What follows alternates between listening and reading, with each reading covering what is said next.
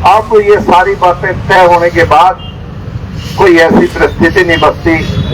कि हम इस डेड बॉडी को संस्कारित ना करें। आज ये तय किया क्योंकि हमारे जो साथी हैं आज जेल से लेट रिहा होंगे। किनारा गांव के अंदर कल 10 और 11 के बीच में भाई का संस्कार करने का निर्णय हुआ है, सबकी सहमति से हुआ है। जैसा मैंने कहा कि केसेस विड्रॉ होंगे, ऐसा हमने ये भी कहा कि जितने भी ट्रैक्टर और साधन वहां पे पकड़े गए थे वो भी सब वापस जाएंगे। ये धरना शोक सभा यहाँ के स्थान से आज अब से समाप्त हो गई। 4 तारीख से यहाँ पर जो शोक संतप्त समाज का धरना चल रहा है, शोक सभा चल रही है, उसमें शामिल शुरू से आज तक की सभी सरदारी हमारे माननीय अध्यक्ष जी ने कल के चंडीगढ़ जाने के प्रायोजन के बारे में जिक्र किया। यहाँ की जो कल हमने सार्वजनिक सभी खास सरदारी किसान कमेटियां और जितनी टोल कमेटियां थी हमारी, जो इस संघर्ष को चलाने की कमेटी थी और जितने भी सामाजिक राजनीतिक संगठन भाई थे, सब ने इजाजत दी थी और कहा था कि आप लोग जाओ। जो बातें वहां पे हुई उन सारी बातों को लेकर के दोबारा से उन सारी सरदारी के साथ हम अलग से अब आधा घंटा से बैठे, क्योंकि मैंने माननीय मुख्यमंत्री जी से हम सब ने ये बात रखी थी कि जो बात यहाँ होगी हम पूरे हाउस की अप्रूवल के साथ समाज का फैसला लागू करके आगे बढ़ेंगे। और वैसा ही हमने तरतीब वाइज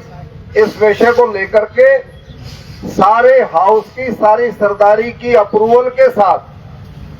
जो कल रात को और आज वापसी आते वक्त तक जो चर्चाएं और जो फैसले हुए हैं, मैं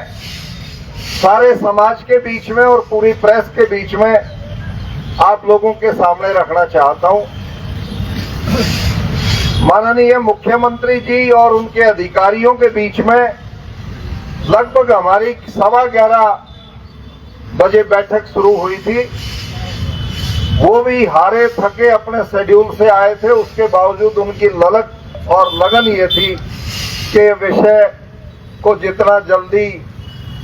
तय कर दिया जाए उतना अच्छा है। और उसी रूह से उन्होंने सारी बातें जब रखी तो हमने अपनी शुरुआत इस बात से की थी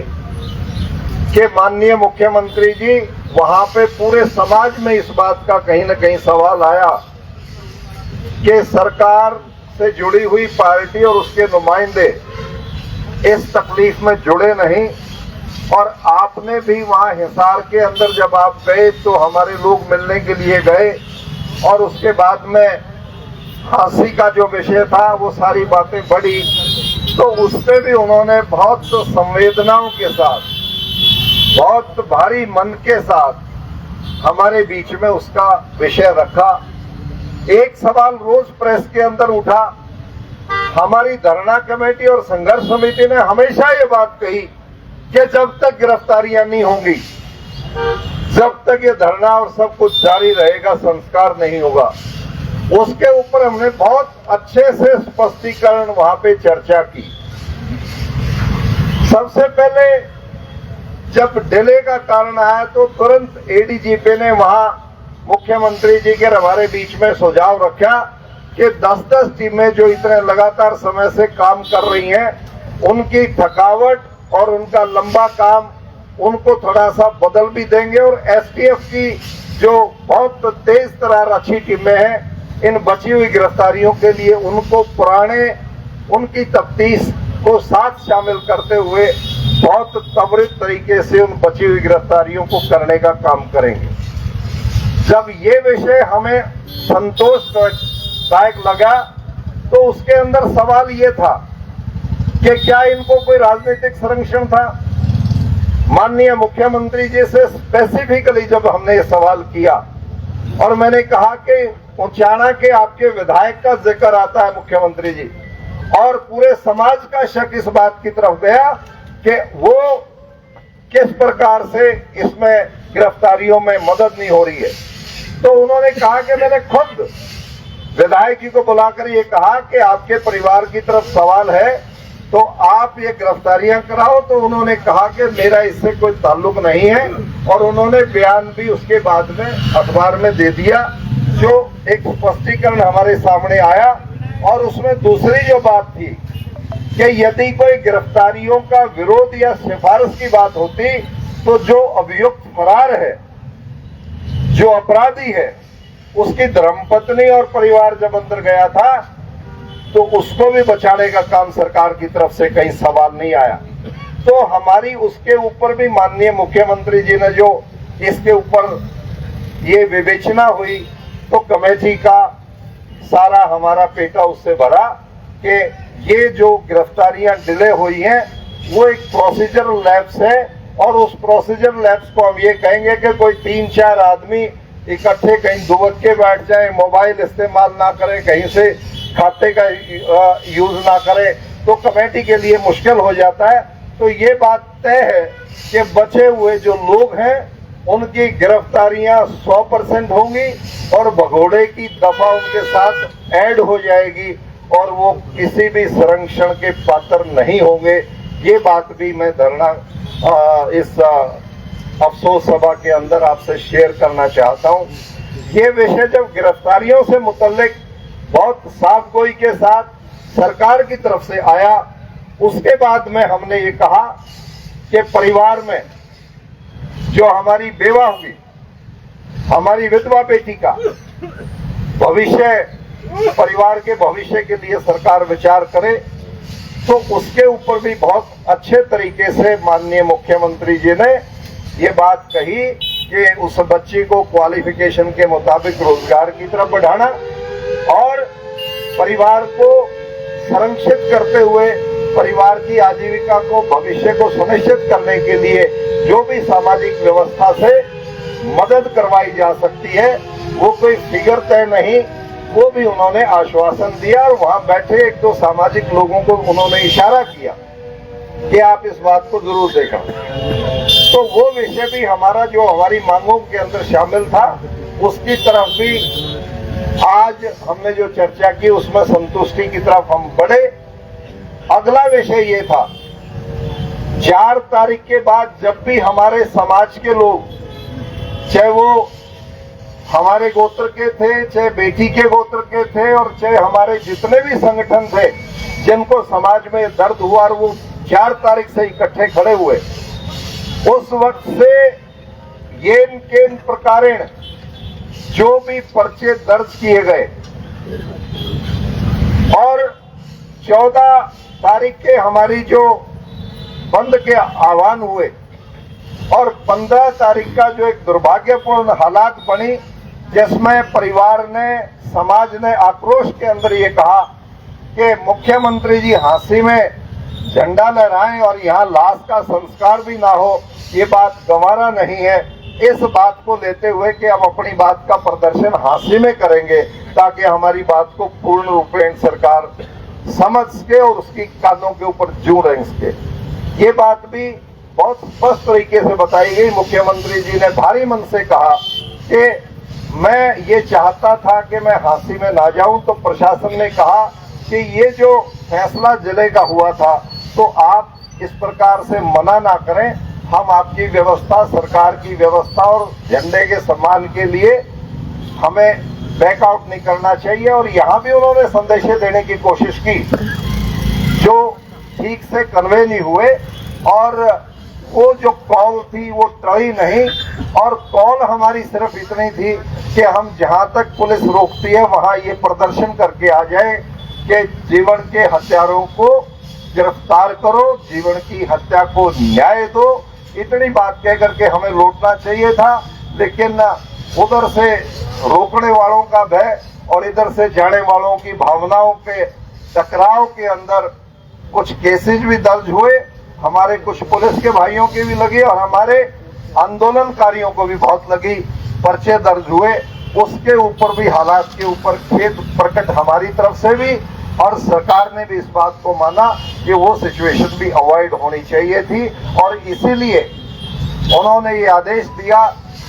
आज हमारे साथियों की जमानत का विषय जो सेशन ट्रायल से हट करके उसमें जो संगीन धाराएं, क्यों किसी के हाथ में डंडा नहीं था, सोटी नहीं थी, कोई किसी के ऊपर अटेम्प्ट टू मर्डर की बात नहीं थी, तो वो बात को दिमाग में नजर रखते हुए हटा दिया, 152 की दफा हटा दी, जिससे हमारे साथियों की जमानत आज संभव हुई। और दूसरा विषय ये आया कि एक एप्लीकेशन में सरकार इस बात को केसेस के विड्रॉल की बात करे, वो हमने 4 तारीख से लेकर के 15 तारीख तक जीवन के प्रकरण से जुड़े हुए सभी विषयों को और इन मुकदमों को वापस करने का जो प्रस्ताव रखा था आप सबकी तरफ से, वो माननीय मुख्यमंत्री जी ने बहुत विराट हृदय दिखाते हुए, मुझे जाते वक्त ईमानदारी से लग रहा था कि मुख्यमंत्री को इस विषय में दिक्कत आएगी, और दिक्कत का कारण ये था, वहां पुलिस अधिकारियों के मुंह से बात भी निकली कि कहीं ना कहीं फोर्स का डेमोरलाइजेशन आ जाता है, तो पुलिस वाले खुद एतराज करते हैं कि जी हमें हटाते भी और पीछे भी हटाते हो। लेकिन जो हालात थे, जो माहौल था, ये कोई मांगे लेकर के लोग नहीं गए थे, ये अपनी हत्या का न्याय मांगने के लिए गए थे। तो इस बात के ऊपर माननीय मुख्यमंत्री जी की और सरकार की पूर्ण संवेदना परिवार के और समाज के साथ थी, और इसी कारण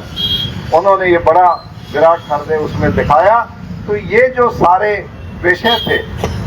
जिसमें केसेस विड्रॉल की बात है, परिवार को न्याय देने की बात है, परिवार को सहारा देने की बात है, वो बहुत साफ गोई के साथ मानी गई। और इन बातों के अंदर माननीय मुख्यमंत्री जी ने मुझे विशेष तौर से उलाना दिया कि परिवार में दैत्य और छत्रपाल, तेरा फर्ज था मेरे से बात करने का।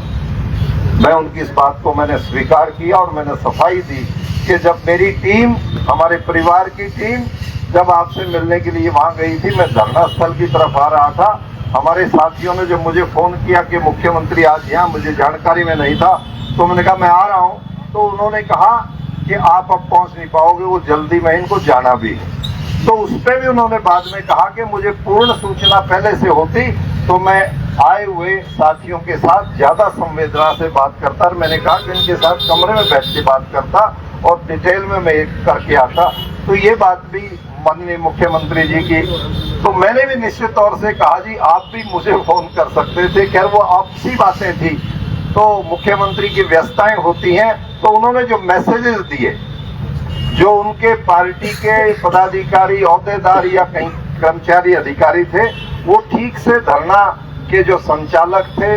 आप समाज के लोग थे, सरदारी थी, वो ठीक से कम्युनिकेट नहीं हुआ, वरना ये अप्रिय स्थिति जो बढ़ी वो बढ़ती नहीं, ऐसा हमारा कल की बैठक के बाद मानस बना था। और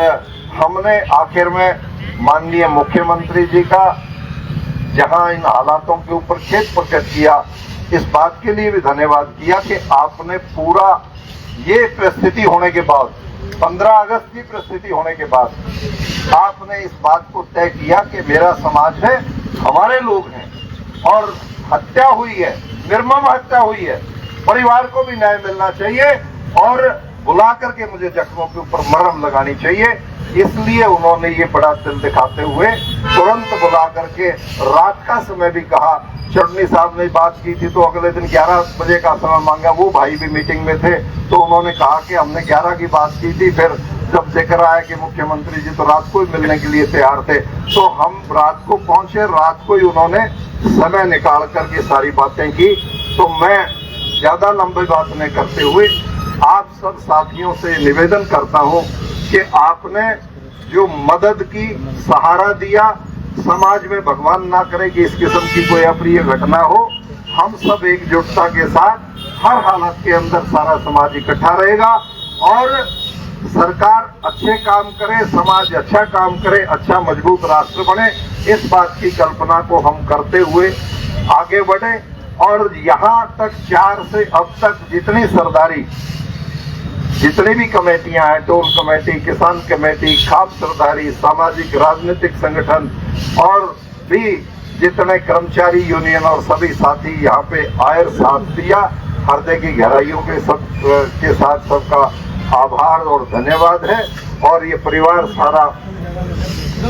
पूर्ण रूप से खड़ा रहेगा। अब अगला जो विषय है, सारी सरदारी ने इस बात को तय किया है कि 13वीं तो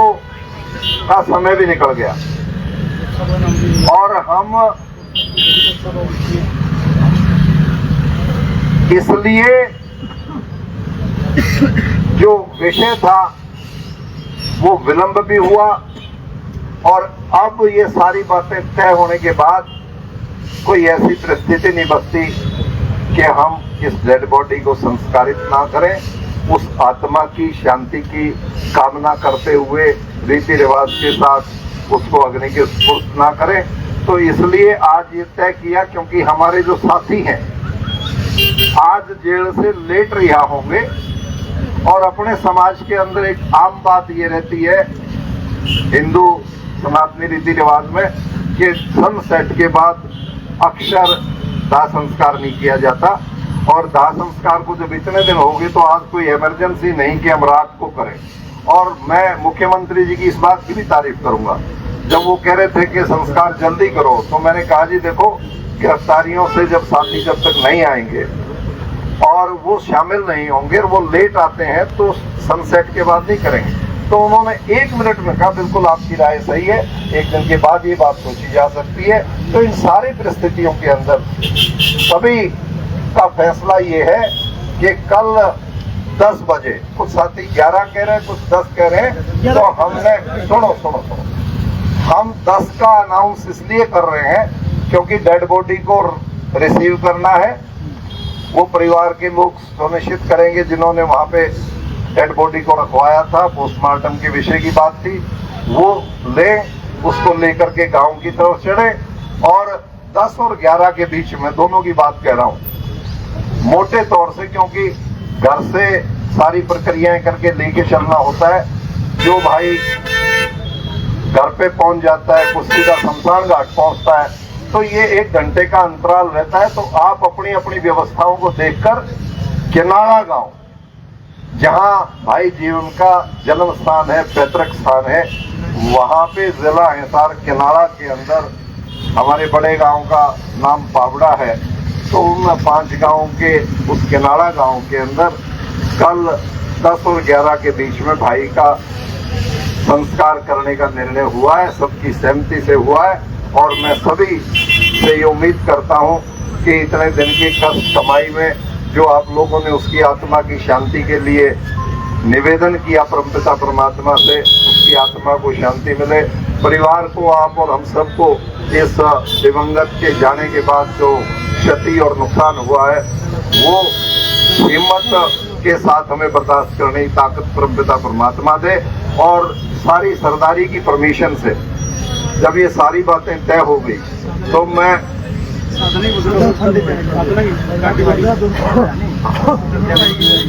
ये हौसला, ये बात कहने से पहले जैसा मैंने कहा कि केसेस विड्रॉ होंगे, ऐसा हमने ये भी कहा कि जितने भी ट्रैक्टर और साधन वहाँ पे पकड़े गए थे वो भी सब वापस जाएंगे। और जो नुकसान हुआ है उसमें हमारे एक प्रेस के भाई की चेन और कारसीट और दूसरा जो ट्रैक्टर और गाड़ियों का नुकसान हुआ है वो भी हम इंश्योरेंस के माध्यम से और हम समाज की तरफ से उन परिवारों को उस नुकसान से उबार देंगे, उनको भी ठीक कराने का काम करेंगे। ऐसा भी हमारे सामाजिक इस बैठक के अंदर तय हुआ है। और आप और हम सब उस दिवंगत के साथ, परिवार के साथ खड़े रहेंगे। इस निवेदन के साथ अंतिम सबका धन्यवाद करते हुए मैं इस बात के लिए भी घोषणा करता हूं आप सबकी परमिशन से कि ये धरना शोक सभा यहाँ के स्थान से आज अब से समाप्त हो गई। और इसके बाद संस्कार के बाद में जो परिवार की प्रक्रिया है वो रस्म पूरी हो जाएगी। और हम जो ये डिसीजंस हुए हैं ये लागू और कैसे होंगे, इसके बाद भाई की 13वीं के बाद हम दोबारा से सरदारी की बैठक करेंगे, छोटे रूप में जैसे आज की है। और उसमें कोई कमी पेशी होगी तो हम सरकार के साथ बातचीत करके उसको पूरा करवाएंगे। और कोई आवश्यकता हुई तो वैसे ही समाज इकट्ठा है और सरकार की संवेदनाएं समाज के साथ है। मुझे नहीं लगता कि इसमें किसी किस्म की कोई कमी आएगी। मैं इस मंच के माध्यम से दोबारा से माननीय मुख्यमंत्री जी का भी आभार व्यक्त करता हूं, सरकार का आभार व्यक्त करता हूं।